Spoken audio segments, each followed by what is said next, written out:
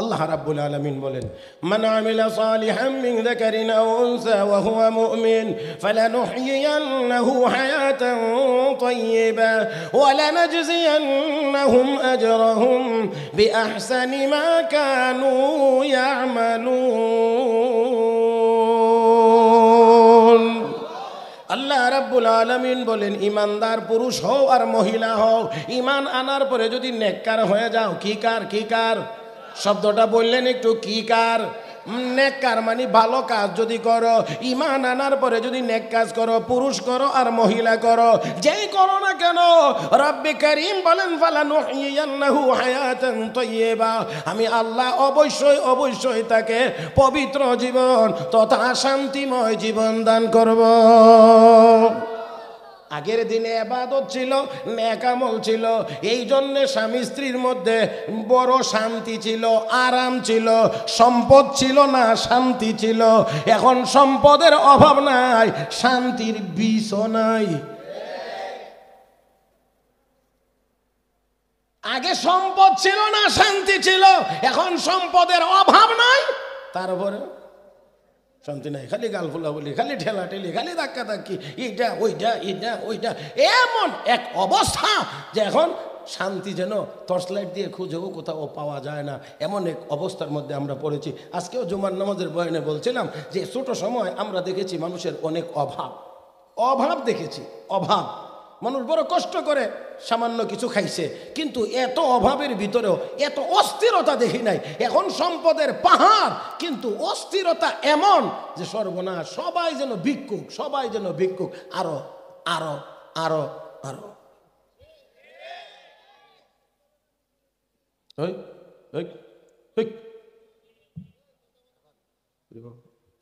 আমার সাথে কথা বল, আমার সাথে কই, এর সাথে কোস, এর সাথে কালকে কইস, এখন রাখ।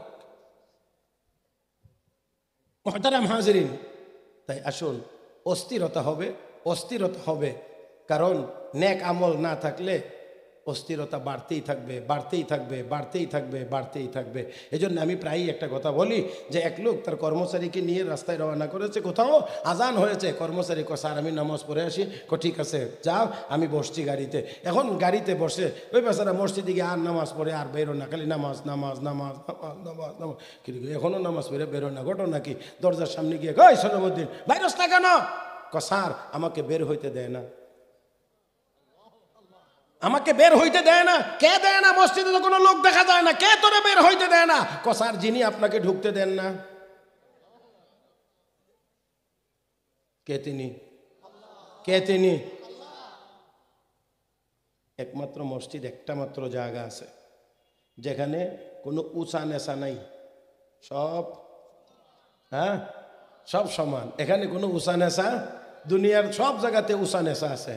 হ্যাঁ, এমনি যদি আমরা এখানে দেখি তাহলে কেউ দেখবো একটু লম্বা, কেউ একটু খাটো, কেউ একটু মোটা, কেউ একটু চিকন, কেউ একটু ধনী, কেউ দরিদ্র, কেউ বেশি শিক্ষিত, কেউ কম শিক্ষিত, কেউ শক্তি বেশি, কারো শক্তি কম, কেউ বড় অফিসার, কেউ সাধারণ পিয়ন। এরকম উঁচা নেশা অনেক কিছু আছে, বৈষম্য সারা দুনিয়াতে আছে, এক জায়গাতে নাই, সেটার নাম মসজিদ।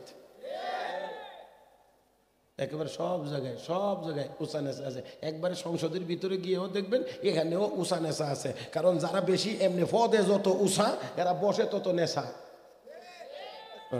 সংসদের ভিতরে যারা পদে যত উঁচা, যাদের পদ, এরা তত নেচায় বসে, আর যারা যত নিচের পদ, এরা বলবে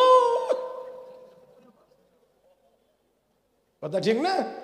তাহলে দুনিয়ার সব জায়গার মধ্যে বৈষম্য আছে, নাই শুধু এক জায়গায়, সেই জায়গার নাম মসজিদ, যেখানে রাষ্ট্রপতির যতটুকু অধিকার, দিন মজুরের ততটুকু অধিকার। তাহলে এবার বুঝেন শান্তি হবে কোথায়?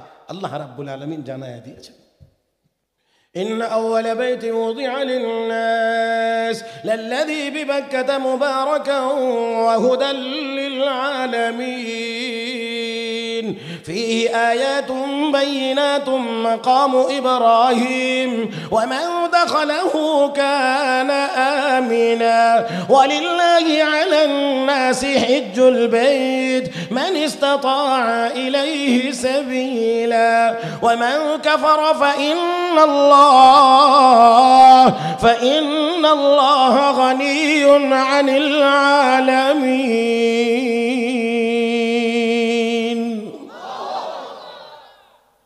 আল্লাহ কয় ওয়ামান দাখালাহু কানা আমিনা, এই ঘরে যারা প্রবেশ করবে তারা নিরাপদ। এরা দুনিয়াতেও নিরাপদ, আখিরাতেও নিরাপদ।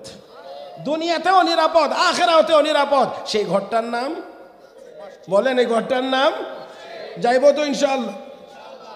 কয়বার? কয়বার? কয় মাসে? হ্যাঁ হ্যাঁ হ্যাঁ, কয় মাসে? প্রতিদিন। প্রতিদিন কয়বার?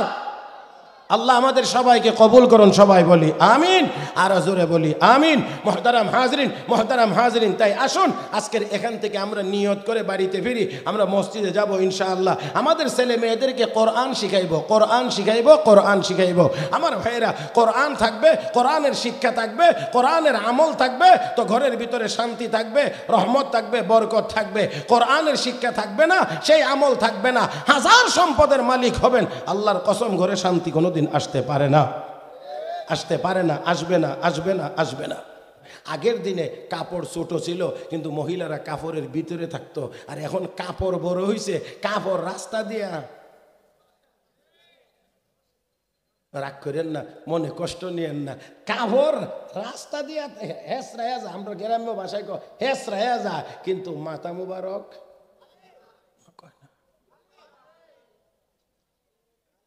খালি।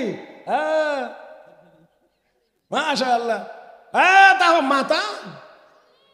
হায় কি অবস্থা! শুধু তা না, মাঝে মাঝে এমন ঘটনাও ঘটে, শাড়ির আঁচল অথবা উড়না রিক্সার এক্সেলের সাথে। হ্যাঁ, এমন ঘটনা আপনারা জানা মতে কোনো সময় ঘটছে না? হায় হায়, তো শাড়ির আসল আবার রিক্সার এক্সেলের সাথে পেশায় কেমনে? উড়না আবার রিক্সার এক্সেলের সাথে পেশায় কেমনে? তাহলে এটা থাকতো কই আর গেছে কই? দয়া করে হাসছেন না, এটা তো আসলে হাসির কথা না। আমি আপনাদেরকে শুধু কিছু চিন্তা করার জন্য অনুরোধ করে যাব। কোথায় গেছি আমরা?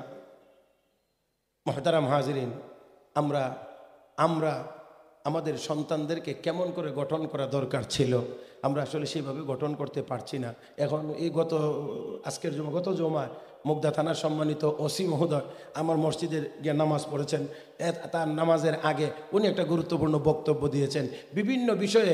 এখন ওসি সাহেবকেও আপনাদের মসজিদে গিয়ে আপনাদেরকে এখন ওয়াজ করা লাগে, আপনার ছেলে মেয়েদেরকে কেমনে রাখবেন, কি করবেন না করবেন, এখন এই ওয়াজ ওনাদেরকেও করা লাগে। তো আমরা যে এতদিন করছিলাম ইডি যদি মাইনা লাইতেন, তাহলে এখন আর এই ওসি সাহেবের কষ্ট করে এই ওয়াজ আর করণ লাগলো না।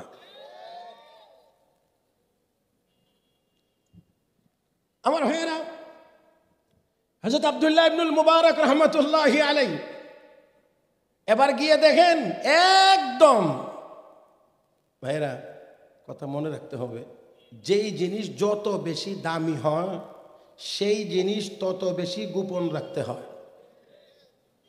যেই জিনিস যত বেশি দামি হয় সেই জিনিস তত বেশি ওপেন হয় না।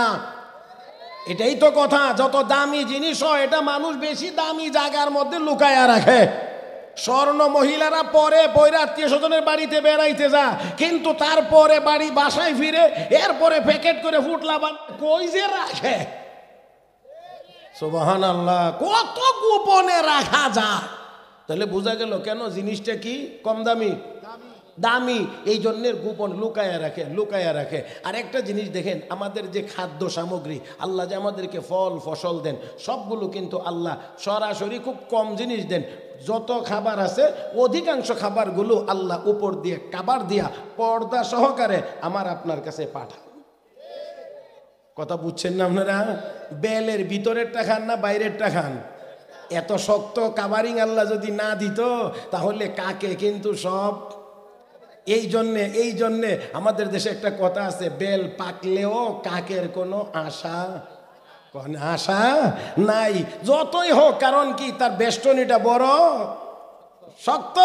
মুসলমান যতই বখাটেরা রাস্তায় দাঁড়িয়ে থাকুক আর বসে থাকুক না কেন, আমার মা বোনরা যদি 16 আনা পর্দা সহকারে যাইতো তাহলে বেল পাকলে যেমন কাকের আশা হয় না, পর্দানিসীন মহিলা রাস্তায় ঘুরলেও ওই বখাটেদের কোনো রকমের সুবিধা হবে না।